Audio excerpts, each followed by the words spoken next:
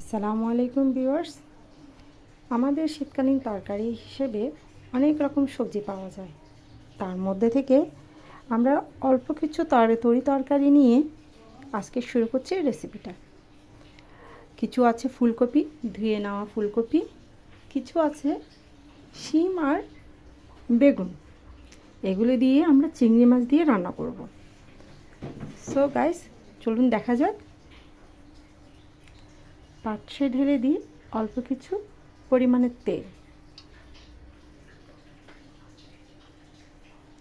তার মধ্যে দিয়ে দিব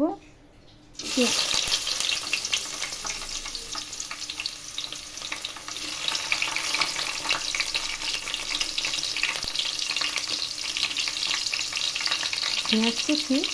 হালকা পরিমাণ ভেজে নিই।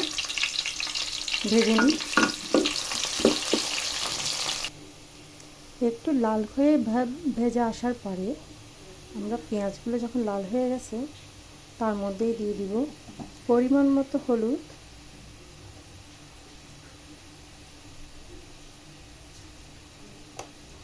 পরিমাণ মতো মরিচের গুঁড়া। অনেকে ঝাল খায়, আবার অনেকে এত বেশি ঝাল খাওয়াটা পছন্দ করে না। যে যেভাবে খেতে চায় সেই পরিমাণ অনুযায়ী আপনি মরিচের গুঁড়াটা দিবেন। তারপরে দিয়ে দিব পানি।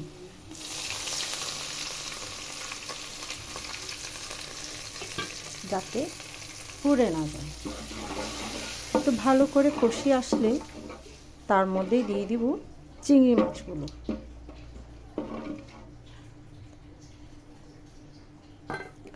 ভালোভাবে যখন কষিয়ে আসবে তার মধ্যে আমরা দিয়ে দিব একটু চিংড়ি মাছ। সাধারণত সবার ঘরে থাকে চিংড়ি মাছগুলো।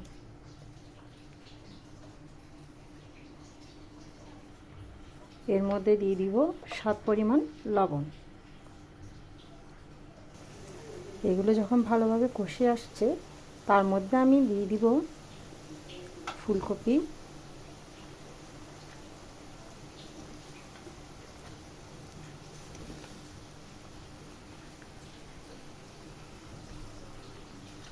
তার মধ্যে দিয়ে দিব বেগুন আর শিম।